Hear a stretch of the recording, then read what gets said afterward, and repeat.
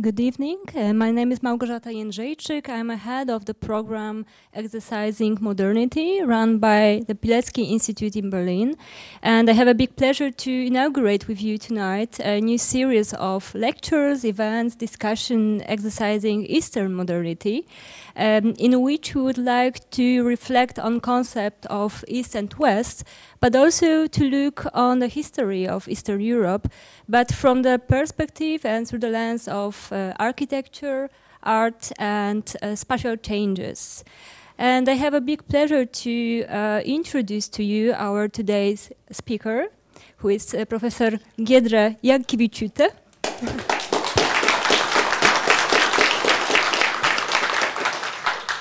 Professor Giedrė Jankevičiūtė is a professor of art history in the Vilnius Art Academy and is also leading fellow researcher at the Art History and Visual Culture Department of Lithuanian Institute for Cultural Research.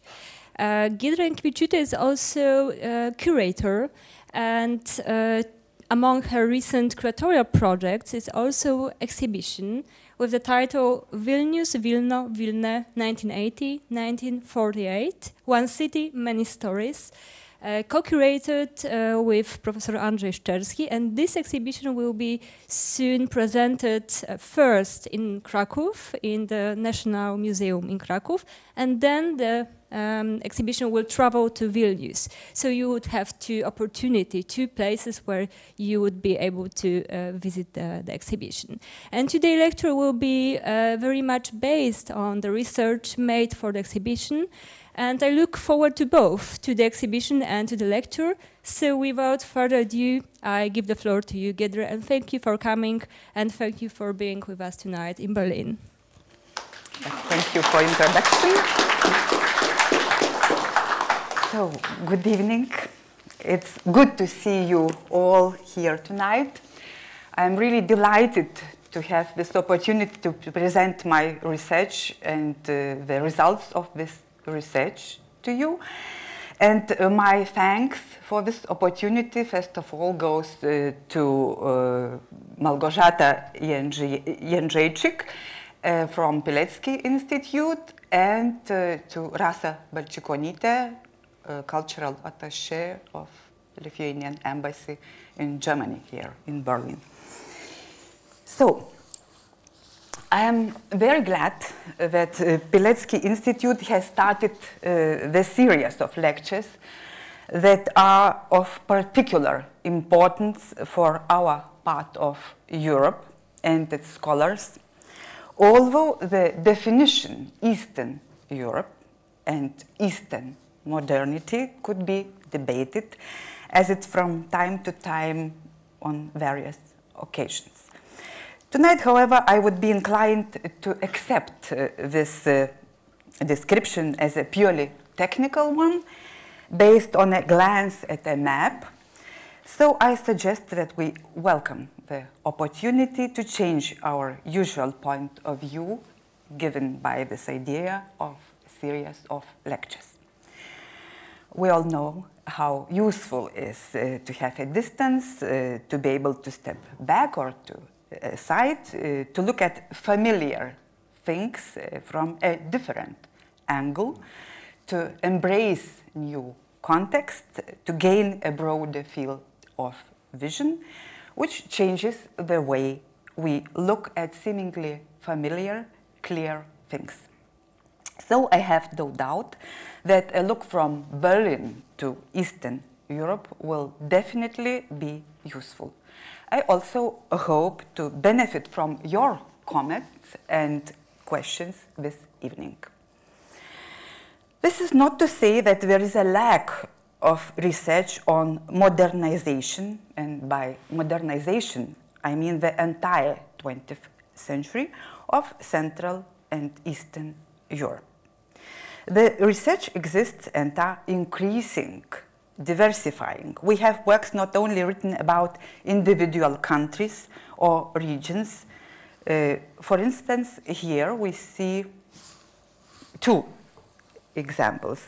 Monograph modernization, art and architecture in the new states of Central Eastern Europe by Polish art historian Andrzej Szczerski, and catalogue of the exhibition of the Baltic symbolism held in Musée d'Orsay and edited by French art historian and curator Rodolphe Rapetit. There are important works also on the history of art and architecture of individual cities. Here we have Lviv, Gdynia, and Kaunas, not talking about the biographies of the artists.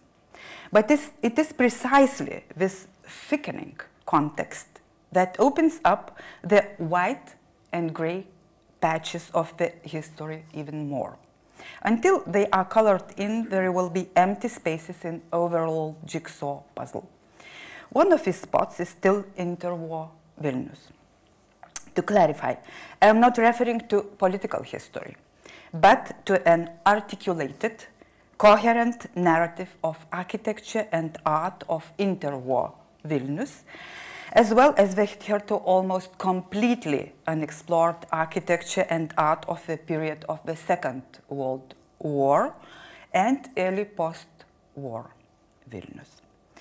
It is symbolic that the controversial period of Vilnius history and Vilnius art history we are discussing at the Pilecki-Institut. Probably you all know that Witold Pilecki spent in Vilnius several years of his youth. However, you may not have heard that when he started his studies after the end of the war against Bolsheviks in 1922, he had begun studying art at the Faculty of Fine Arts of the Vilnius Stefan Batory University as a free listener. However, he dropped out very quickly his art studies. But let's go back to our topic. The theme of the lecture is Vilnius, Vilno, Vilne, 1918-1948. One city, many stories. This is the title of the exhibition on the art of Vilnius, which is planned to open in May in Krakow and to move to Vilnius in November. The partners of the exhibition are the Lithuanian National Museum of Art and the National Museum in Krakow. The curators of the exhibition are myself and my colleague Andrzej Szczerski from Krakow. It sounds strange, but this is the first attempt to reconstruct the picture of the interwar and mid-20th century art life in Vilnius by combining the efforts and resources of two countries. And without this collaboration in institutional and in curatorial level, the task would be insurmountable, as about half of this heritage is preserved in Lithuania and the other half in Poland. It is very easy to comment on the title of the exhibition. I will do it right away. It is much harder to answer the question of why it is only now that a survey of Vilnius artistic life is being organized and what is the focus of this. Let me digress a little into the historiography of research and the history of the city. Without this, it is difficult to explain the fact of the exhibition and its significance. Vilnius modernism currently exists in art history as one of the hotbeds of anti-Soviet modernism starting from the 1960s. Examples of the growing and diversifying historiography of this phenomenon are the study of Soviet residential architecture by Vilnius-based architectural historian Maria Drėmaitė, and our common study with Tamil activist and cultural historian Giedrė V on Soviet children's book illustration. Here I picked up only two books which were most close to me. There are many others. So the interest in Soviet modernism is obvious. And from this point of view, Vilnius art is slowly being included in the general discourse. The confirmation is the approaching opening of the exhibition Retrotopia, designed for socialist spaces, that looks at the role and influence of design in the countries of former Eastern Bloc between 1950s and 1980s in the Gewerbekunstmuseum of Berlin. The opening is on Friday. However, in the map of visual art and architecture of the Central and Eastern Europe in the first half of the 20th century, Vilnius can be said to be absent for now. It's really strange, because there are cases when it's impossible to talk about the interwar European avant-garde without mentioning Vilnius. First of all, Vilnius emerges, there is a picture of the Soviet period modernism. First of all, Vilnius emerges as the venue for the first exhibition of the Polish avant-garde. I am referring to Wystawa Nowej Sztuki, or the exhibition of the new art, organized in 1923 by the Lithuanian Vytautas Kairiūkštis and his Polish friend and collaborator Władysław Szczemiński. On 20th of May, we will celebrate the centenary of this exhibition. It is also remembered a few works by Kairiūkštis. It is also remembered that Zbigniew Pronaszko's Cubo-futuristic Adam Mickiewicz, or rather a 12-meter-high model of the poet's monument made from cement and wood, which was erected in Vilnius in 1924. Some say today that it was not only the most modern, but also the best Polish monument of the 20th century. This temporary monument remained in the city for 15 years, until the summer of 1939, when it was dismantled by the specialists from the Army's engineering unit after being damaged by the rain, snow, and the river floods. This ephemera has left a rather deep imprint on the story of Central European modernism, as Pronaszko was important not only for Polish art, but also for Czech art.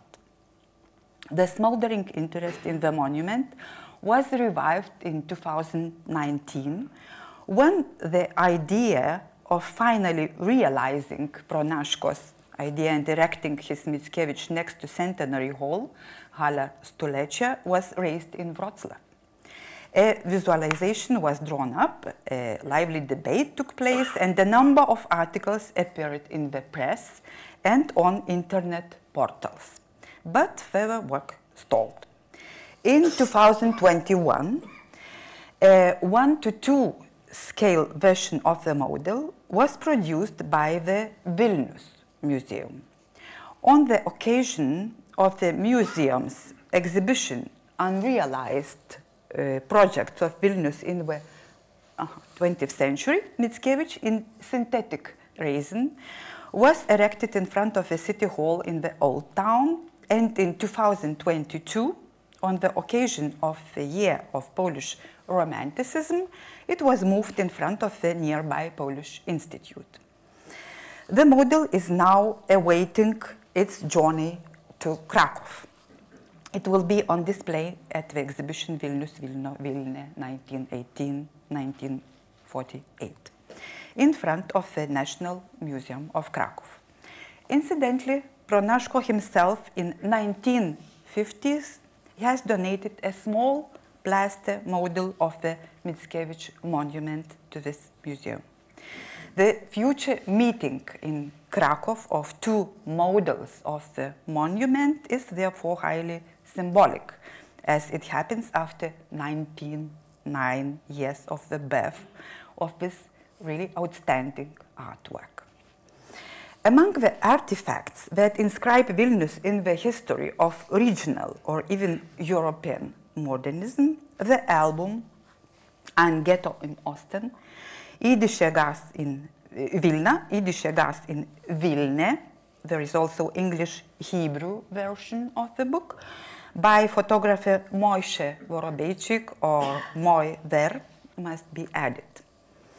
This small volume was published in 1931 by Swiss publisher Orell Füssli in the new series of Schaubücher invented by the Austrian art historian and playwright Emil Schäfer. Vorobeichik's album was the 27th of the 43 that Füssli managed to publish. For the Moyver himself, it was his first book. The photographs for the album were taken by him during a holiday in Vilnius when Moyver was still studying at the Bauhaus in Dessau. In 1929, these photomontages from the Jewish quarter of Vilnius were exhibited at the exhibition organized by the local Society of Jewish Artists. The book was published after the photographer had already moved to Paris and started studying with Fernand Léger. The Vilnius album did not make a deep impression on his contemporaries, but the next book by Moyver, the album Paris, published in the same 1931 by Edition Jean Walter, with an introduction by Léger, made his name famous and entered the universal history of the avant-garde photography, although very few of the books themselves were left, most of the edition having been wiped out by the Seine flood. The album of Paris is well remembered. In 2004, Edition ZL published a facsimile reprint of the album, scanning its copy in the collection of fashion designer Karl Lagerfeld.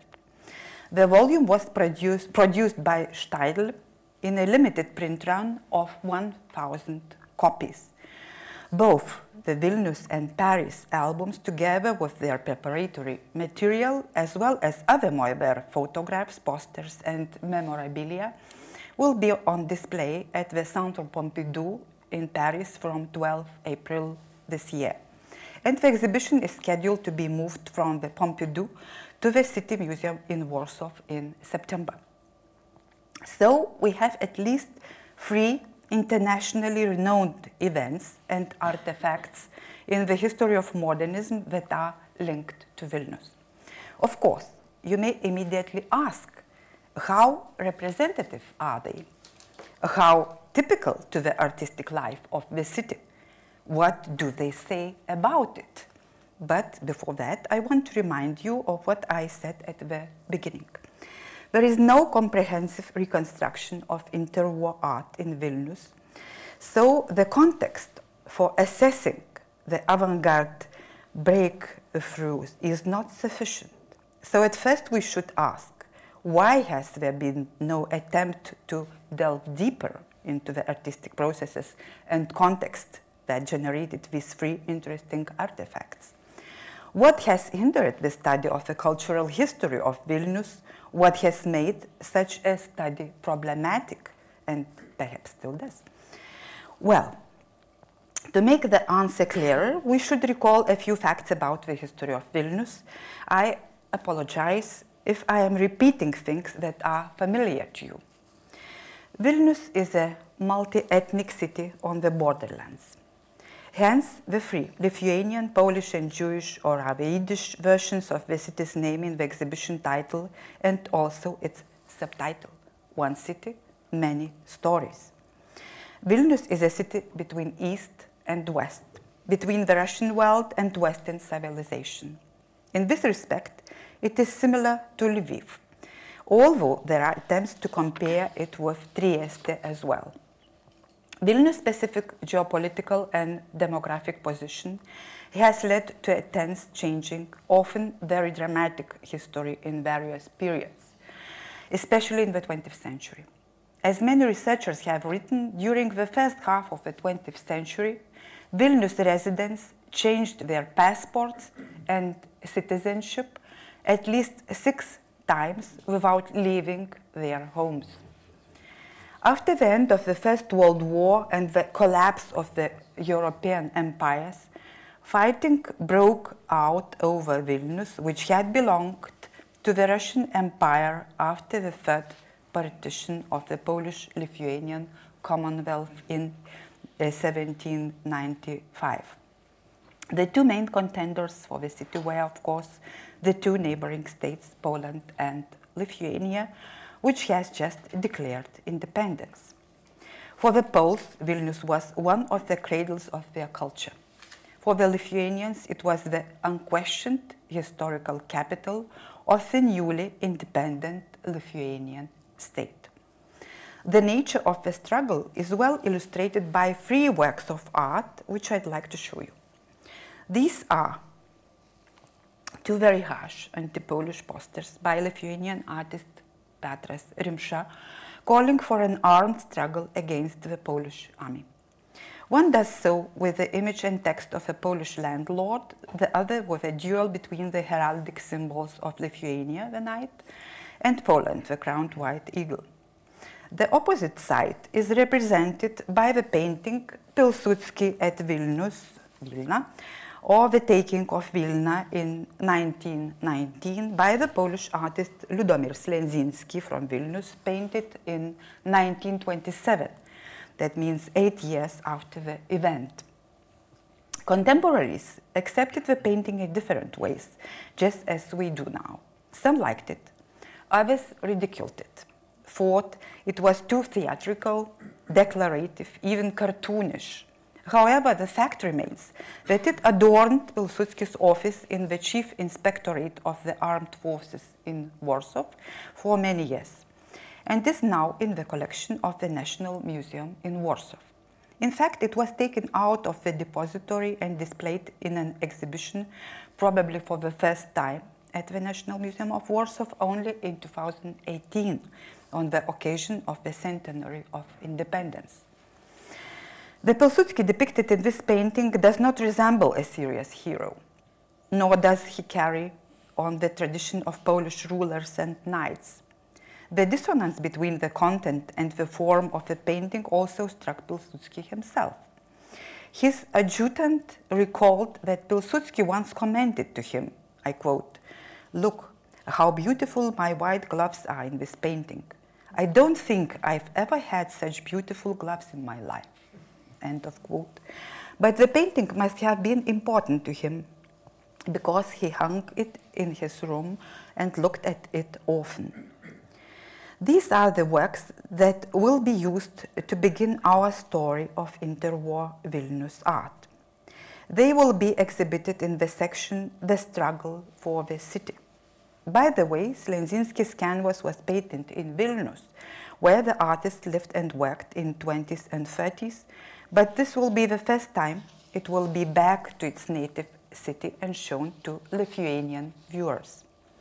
Accordingly, Rimša's works, which provoked Polish protests in the interwar years in the USA, will be presented for the first time after the war to the Polish public. They are almost 100 years old, but not everyone thinks that it's the right moment for them to be exhibited so openly. There you have in part the answer to why we don't have a coherent narrative about Vilnius and its artistic life between the wars.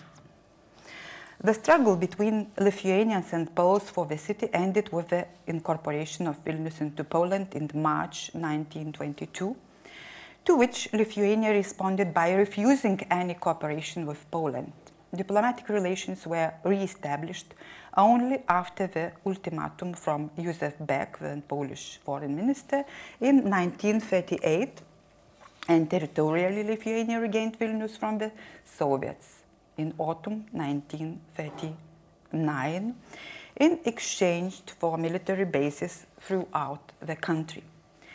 Lithuania was occupied by Soviets in June 1940 and by the Nazis in June 1941. The Nazis, with the help of local collaborators, murdered almost the entire Jewish community of Vilnius. On 22 2 September 1944, the USSR leadership and the Polish Committee for National Liberation signed an agreement on the repatriation of former Polish citizens to Poland. In total, by 1947, around 170,000 people had left Vilnius and the Vilnius region, mostly settling in the so-called regained lands, Ziemie odzyskane, but also in Warsaw, Krakow, or Białystok, relatively close to the Lithuanian border. Most of them left their homeland and found themselves in a foreign land. The feeling of being a stranger among their own encouraged former Vilnius residents to gather together, to long for the lost Vilnius, and to try to recreate some kind of substitute in their new home. The historical events I have just mentioned just justify the chronology of the exhibition, which is a bit confusing for historians and makes some of my fellow art historians shrug their shoulders. 1918 is okay. Everybody knows why this is the starting point.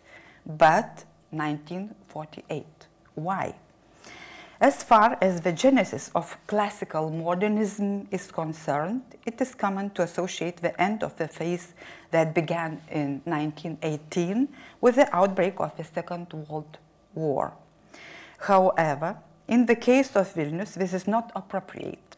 In 1940, Lithuanians joined the city's artistic community. Jews began to express themselves more actively than before.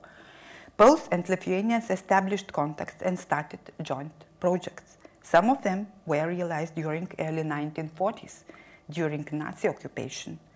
On the other hand, during the years of Nazi occupation, there were almost no Jewish artists left. Almost all of them were murdered. Then it was in Vilnius in 1944-45 that a small group of future bright stars of Polish post-war modernism took their first steps. These include the painter Andrzej Wróblewski, the architect Oskar Hansen, and the puppet theater director Krzysztof Niesiołowski. This information, by the way, is not available in the huge folios devoted to the work and life of Wróblewski or Hansen. Vilnius is like a gray spot in their life stories. However, if we acknowledge that the city could and did influence, formed somehow the way of thinking, feeling, and consequently the goals, forms, and themes of the young people who were then already moving from adolescence to adulthood, an extremely interesting narrative will unfold. This narrative will soon be filled with facts that will help us to understand what and why they did, thought and spoke, involved in Polish artistic life, because there is material for research. As soon as the subject was broached, it turned out that a bunch of documents is still lying untouched in Lithuanian archives. And the Lithuanian Art Museum has a set of Wróblewski's early graphic works that have never been exhibited, but nobody cared about them until now. Well, I won't go on. It seems to me that it is already clear that 1939 is not the limit when it comes to Vilnius and to covering the artistic life of the city. After 1939, that life developed along the lines that had been set out earlier, taking on new features. It is the exodus of Vilnius residents to Poland, the great wave of which lasted until 1947, and the knot of Sovietization that was tightened from 1948 onwards, which provide a solid basis for talking about the end of the epoch. Symbolically, it was in this year that Stalin signed the master plan for the architectural transformation of Vilnius, which envisaged a radical change in the physical form of the city, after major changes had already been made in its demographic and social structure. That is why there are such boundaries, 1918 and 1948.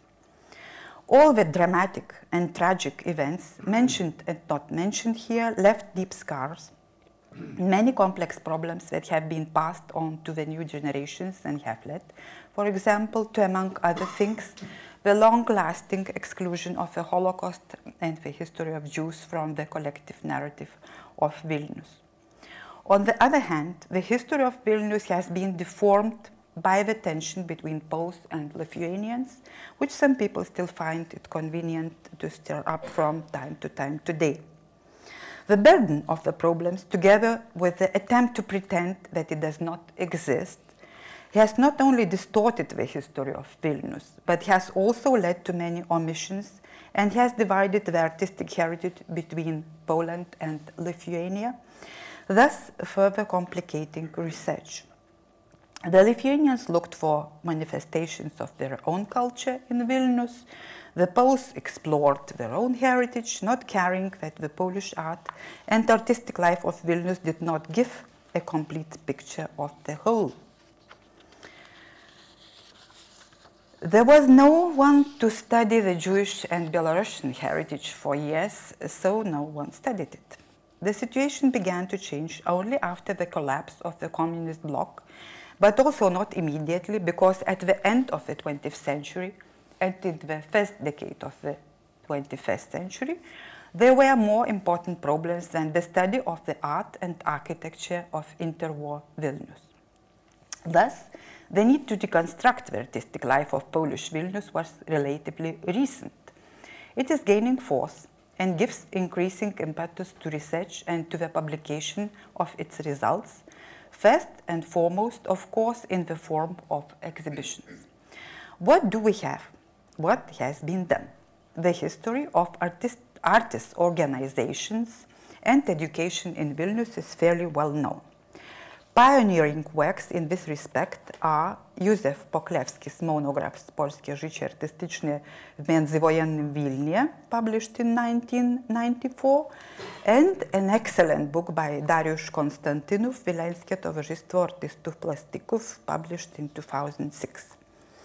Iwona Luba and Dariusz Konstantynów have analyzed the relationship between art and the state, which is important for research on Vilnius' symbolic sites and monumental art. Thanks to the long-term work of the Polish museum curator Jan Kotlowski, we now have a comprehensive catalogue of interwar Vilnius graphic art.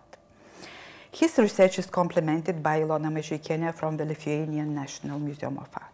The avant-garde manifestations in Vilnius art have been studied in some detail by the Polish art historian Iwona Luba and the Lithuanian art historian Viktoras Liutkus.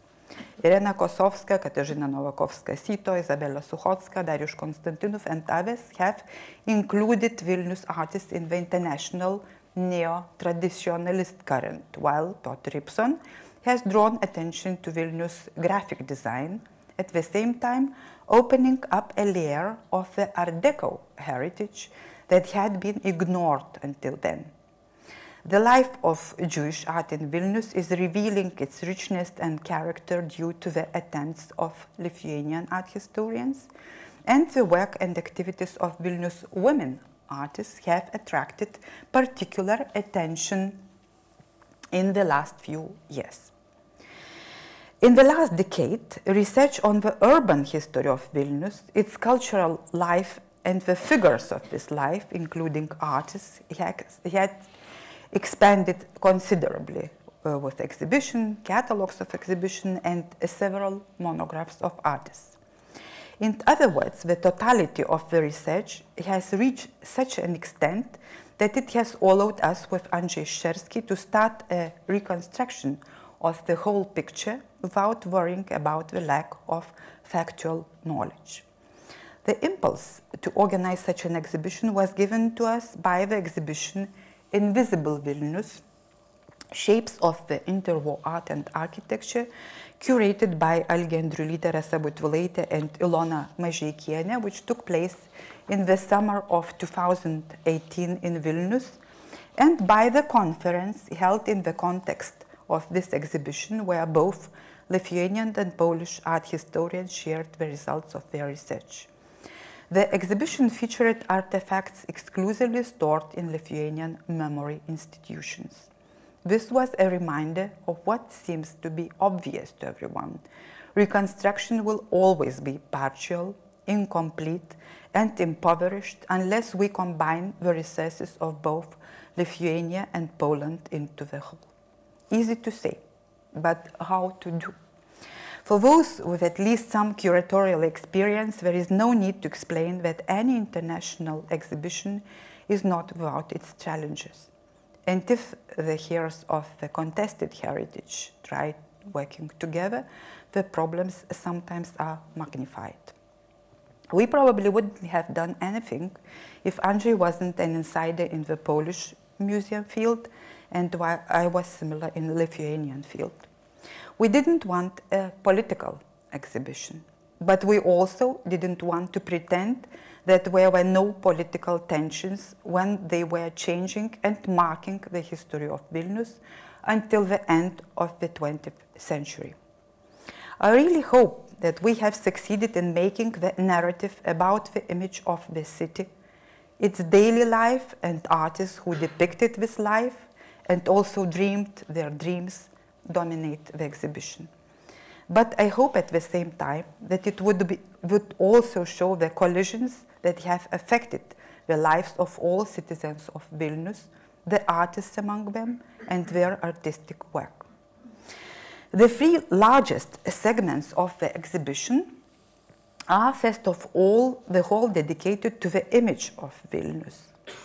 Secondly, the hall with artworks representing the everyday life of the city. And thirdly, the entire hall with the self-portraits and portraits by the artist. In presenting the image of the city, we tried to show the romanticized view of Vilnius as an island of Gothic and Baroque among green hills beneath curling clouds was dominant. This image, by the way, was best embodied not by painters and graphic artists, but by the photographer Jan Bulhak, the father of Polish pictorialism. We also wanted to show that some of the contemporaries tried to immortalize different sides of Vilnius, the pure modest suburbs, the dirty streets,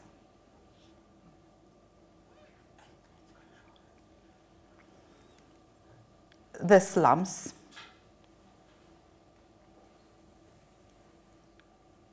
and the social contrast. The everyday life of the city, captured in the artworks, is just as varied. Of course, the most fun to see are the works that testify the modernization of Vilnius.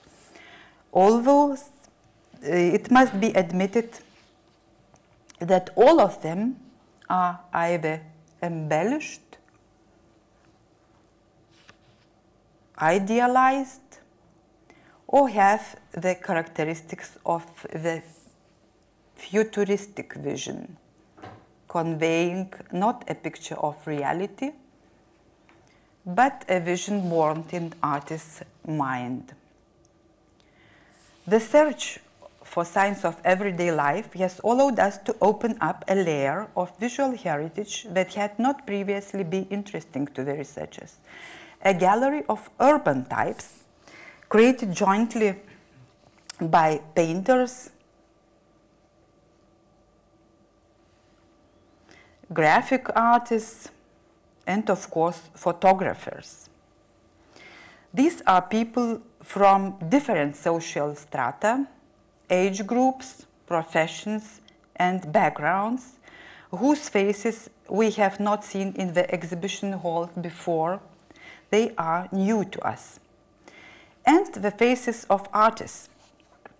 They are also, many of them, they are also unknown and unfamiliar for us. There are just few heroes that everybody knows, like Slendinsky, Rushitz, and a whole host of forgotten names and faces, among which we have found a place for Lithuanians who joined the Vilnius artistic community in 1940, as well as for Jews, especially Jewish woman. Slightly smaller than the last three halls is the hall dedicated to the physical end of the Polish Vilnius. That means the destruction of the war, the re-Sovietization, the exodus of the old Vilnius inhabitants, the trauma experienced by the war refugees and so-called repatriates, and the reflection of this trauma in art after settling in Poland. This is the largest of the three political sections of the exhibition. The smallest among them is the section on the struggle for Vilnius, which I mentioned at the beginning. By the way, in this room we plan to have a showcase of the city's travel guides, which were published in Polish, Lithuanian, Yiddish and French, no doubt highlighting places of interest to the different communities, which in most cases of course overlapped. Another connecting feature common to all city guides was the effort of de-Russification of the city. In the travel guides, everything that had to do with the imperial era is presented with a minus sign. The appropriation of symbolic places of the city and the process of creating symbols of one's own community we present in the third so-called political room, which is called very simply symbolic places. Unfortunately, I can't really tell you about what we will show there, because for those who don't know the history of Vilnius, it would be necessary to read a small series of lectures. And for those who do know, it would be necessary to justify the selection of the exhibits, why these particular exhibits were chosen and not others. A separate segment of the exhibition consists of a room devoted to the flashes of the avant-garde, where the display of artifacts on Wystawa Nowej Sztuki dominate. We also present the few examples of the Polish formism in Vilnius, in paintings by Bronisław Jamont, in sculptures by Zbigniew Pronaszko, first of all, his monument to Adam Mickiewicz, and all proprietary material for creation of this monument. There is also a separate section devoted to Jewish art, Jewish modernist art, where I would single out one of the discoverers of the exhibition, the work of graphic designer Uma Olkiennicka. When the American historian Cecil Esther Kuznets in 2014 reproduced on the cover of her monograph Iwo and the Making of Modern Jewish Culture a donation coupon for the construction of the new building of Jewish Institute of Scientific Research Iwo, in eye-catching constructivist style, she did not specify who is the author of this piece of design. She was not able, as until 2014, nobody was interested in the authorship of those coupons. It was in 2014, when preparing the exhibition for the 19th anniversary of the founding of Iwo, Vanya or Uma Olkiennicka, a talented artist from Vilnius, a collaborator of Iwo and the head of its theater museum, emerged from oblivion. Olkiennicka was made famous by a series of different denomination coupons for the donation of a new Iwo building. There is almost no doubt that she is also the designer of Iwo logo. The Judaica collection of the National Library in Vilnius also preserves a poster drawn by Olkiennicka for the 3rd anniversary of Iwo. The poster, like the coupons, testifies to the influence of the German school on Olkiennicka's style. Olkiennicka's traces in the artistic life of interwar Vilnius do not go beyond the Jewish community. This makes her steps, which testify to her aspiration to emancipate herself and perhaps eventually to join the wider public life, all the more relevant. First, the choice of a career as an artist, which was not very usual for the girls from the Jewish families. Then the small but nevertheless responsible position as head of the theater museum at Ivo. And finally, the decision to change her name from the traditional Fanya to the modern and exotic sounding Uma. It is likely that she took this last step following the example of her colleague, also the Jewish artist Rachel Sutzkever, who changed her name to more modern Rosa. In Nazi-occupied Vilnius, Olkienitska was imprisoned in ghetto and became part of the so-called Paper Brigade, a group of Jewish intellectuals, mostly former Ivo collaborators, who, on the order of Alfred Rosenberg's Einsatzstab, sorted through the Jewish books and documents, separating out the values for shipment to Germany and the things of lesser value which were destroyed. The group managed to hide and save a large number of books and manuscripts.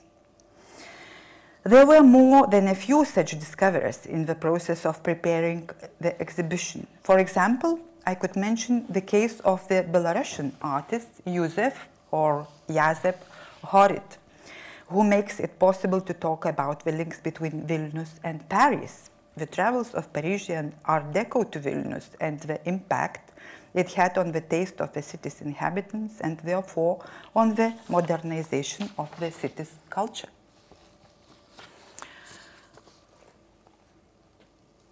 To summarize, this exhibition outlines the themes and ideas that have emerged in the study of Vilnius art. It also proposes new approaches and provides the facts to support them. And I very much hope that the ball that Andrzej Szczerski and I, together with all the authors of the catalog texts, there are 24, are throwing with this work will not be kicked to the curb, but will be caught by somebody. That would mean the development and vitality of the research. Thank you for your attention.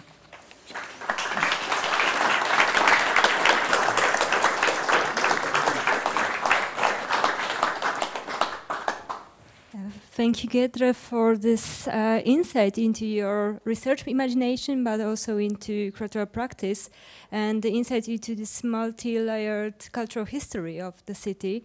And I'm sure we have some questions from the audience. So we've been traveling between different layers, so now it's time for me to travel with the microphone to you. So please let me know if you want to, if someone wants to pose a question.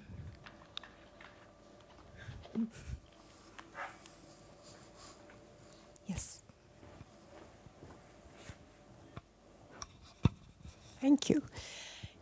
Can I talk of any renewal of Jewish, particularly artistic culture today in Vilnius? Sorry.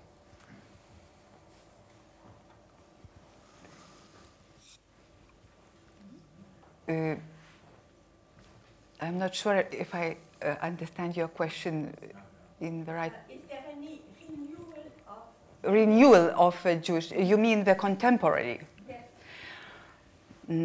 I wouldn't say so, because the community is very small, and of course there are some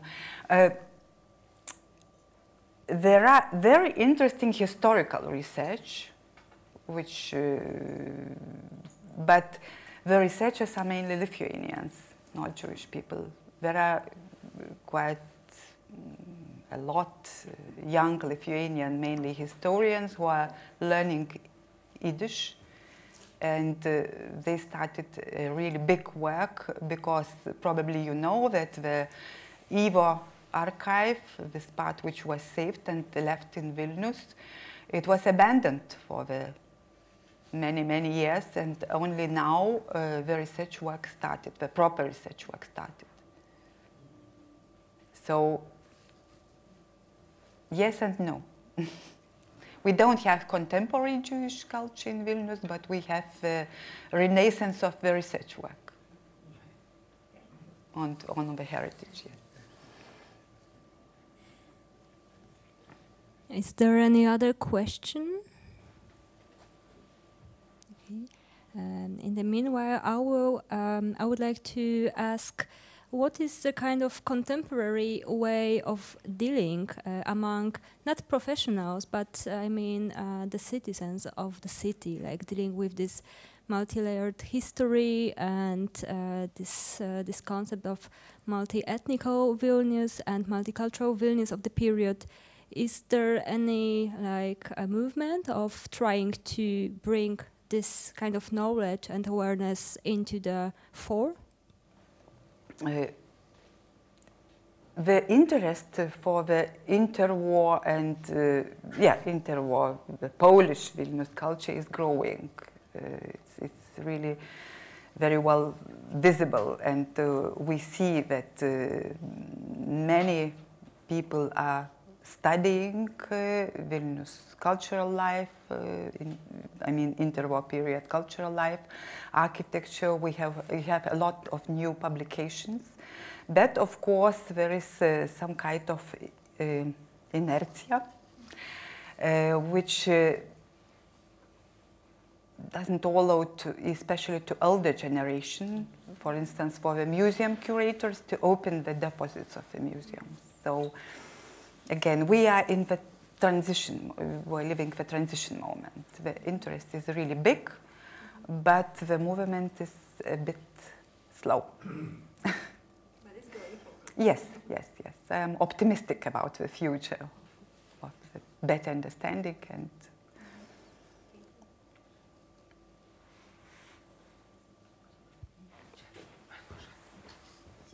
many thanks. I would like to ask you, not as a scholar, but as a person with attachment to Vilno.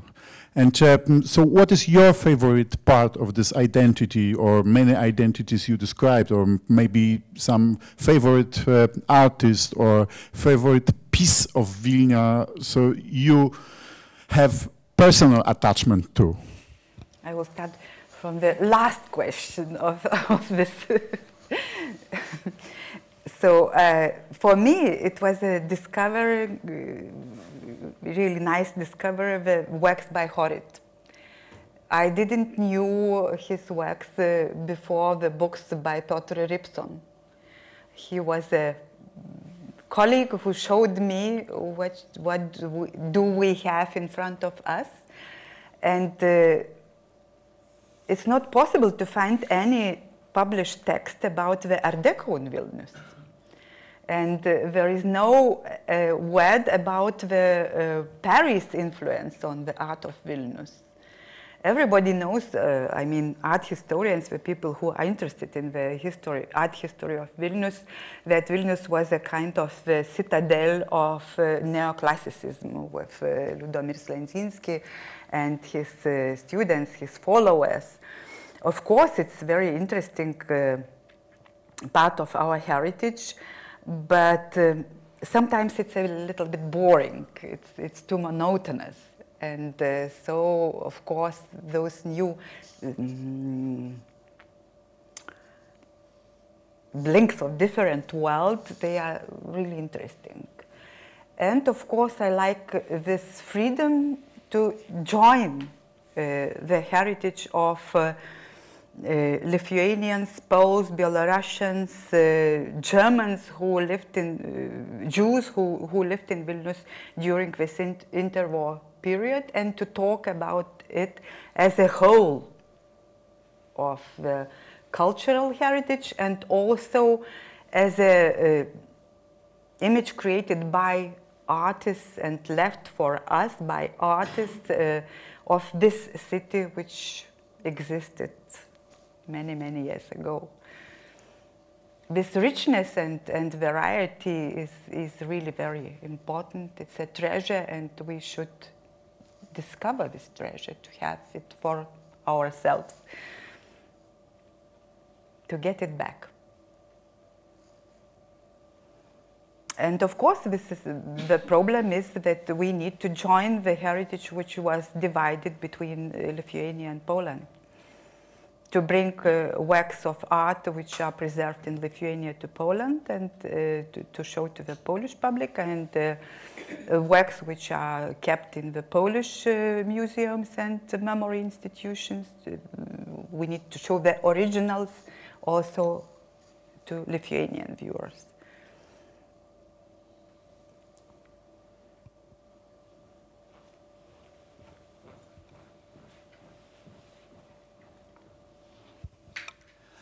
Are there any, or have there been any attempts from the political side to instrumentalize the different cultural backgrounds of the artists and artworks in order to construct some kind of superiority of national traditions or political systems? We will see after the exhibition on Vilnius art, which will be held in May, in spring and summer in Krakow, and then in autumn in Vilnius. So probably, yeah, there will be some discussions about those exhibitions.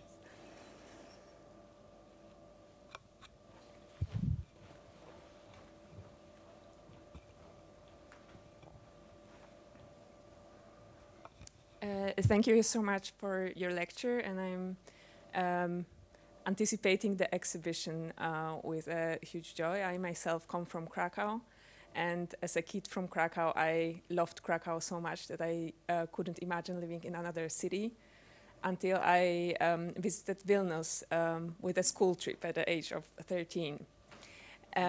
It was not so obvious to us at the time that sightseeing the Polish heritage in Vilnius, we are not presented many sides of the history.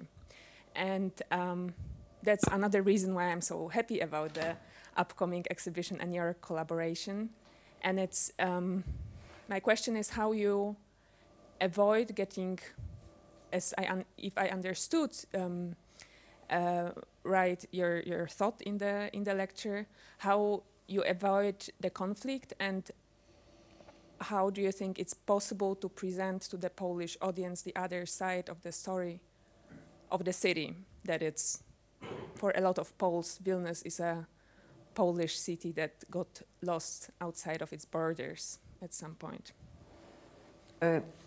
I suppose that the art historians are in the privileged position, because sometimes we can show, just to show the pictures and photographs without elaborated comments, to leave the images to speak themselves. And probably in some places in this exhibition we will do this. Of course, the combination of images, it can tell many, many things,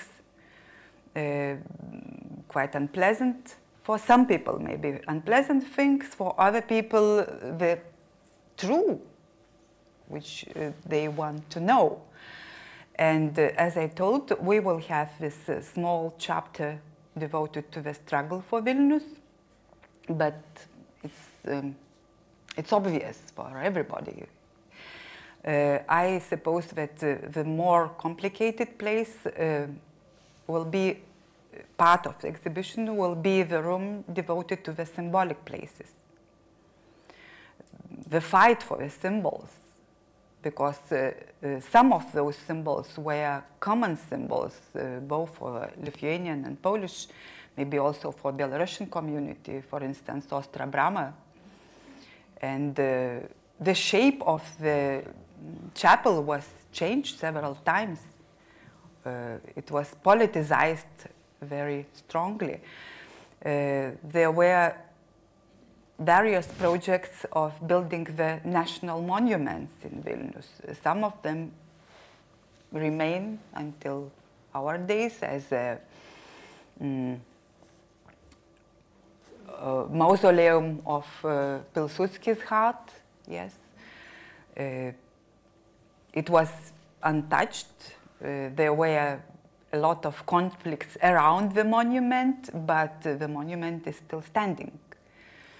So, yeah, we will tell those small stories, and we will see how people will react to the whole of those small stories. And again, I can repeat that some of the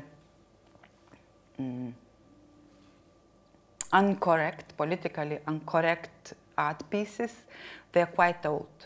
We are talking about the posters, caricatures, or paintings which has 100 or almost 100 years. Probably it's time to start to analyze them, trying to better understand the reasons why they were created, how they were created, in what context way they are born, and how contemporaries reacted and why the reactions was such, how they reacted to those images and why their reactions was such. And we need to have a different approach from the approach of the people who lived 50 or 60 or 70 years ago.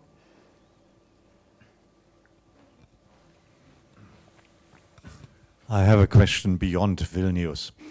Although my mother's family comes from Riga, I was for professional reasons never allowed to go to any place in the Soviet sphere of power, and the liberation of the Baltic countries is for me a historical miracle, like German reunification. So since '91, my wife and I have traveled to all three countries all the time. We have compared them in historical terms, in architectural terms, in societal terms. In the development of contemporary art, would you say there are certain commonalities or very important differences? A very complicated question. I can say that there is collaboration between Baltic countries, and it means that there are many common points and similar way of thinking, probably. We have certain trends in contemporary art. In contemporary art, yeah. We exchange the exhibition, we exchange the concerts and theater performances, so we understand each other and we need each other.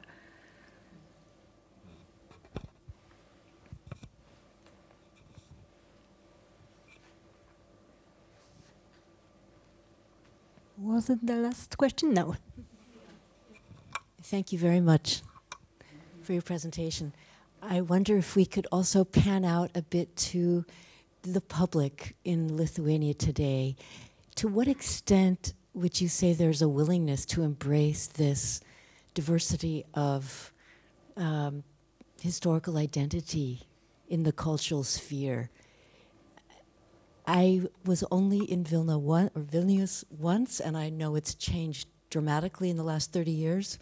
I'm very keen to go again, and it's difficult for me to imagine how, you mentioned 6 times that residents had to change their identity without ever leaving their homeland. And to what extent is that alive today?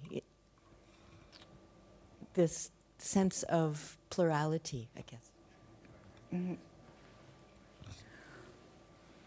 It's a longing, probably it's a longing for this plurality, because again, we have different kind of plurality. Not those traditional, I would say, Polish, Jewish, Lithuanian communities with the inserts of Karaite, Belarusian, German, and so on communities. But we have a lot of people, many students from different countries, many professionals coming from different countries, from, I mean, European countries, United States, Asian countries. So Vilnius, again, it becomes a pluricultural city. But of course, the citizens of Vilnius, they lack knowledge about the city which existed before the Second World War. Many people understand that it's really stolen memory. And is that because it's not taught in school? It's not researched enough. It's very difficult to tell something for young people and for the wider public. It's, you know, it's a hot subject for the researchers even. Of course, many things are already told and understood, but we still lack, we have gaps, and we need to fulfill those gaps.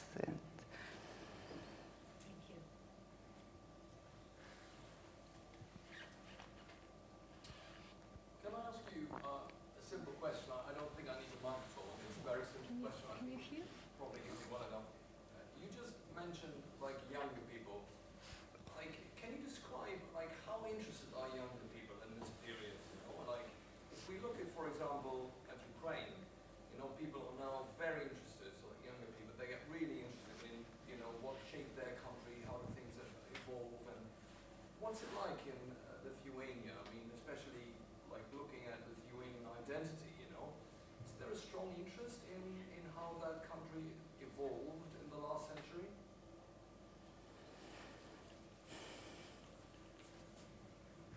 I'm not sure that I understand your question properly. Is there a strong interest of younger people to understand how Lithuania evolved in the last century? I mean, you know, in terms of national identity and everything that goes with it, you know, like culture as well.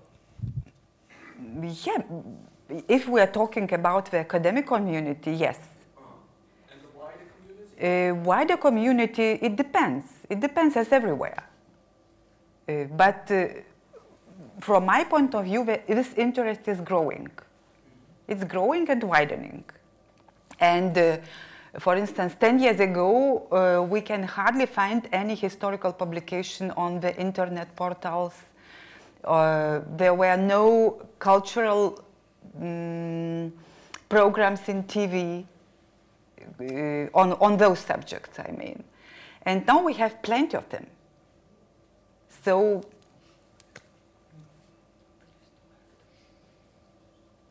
the interest in the history, in the issues of the identity, they are becoming stronger and more visible. And I suppose that one of the moving forces is the young generation. Yeah, I mean, this is really interesting because And I also can add that recently we had two very visible and influential books written by young historians.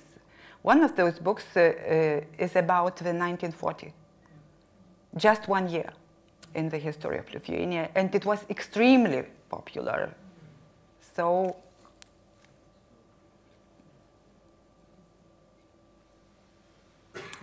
from my point of view, the situation is improving. oh, that's good.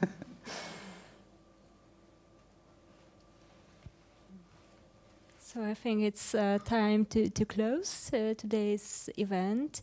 Thank you, Giedrė, once again for Thank you very much this for your talk. attention, for your patience.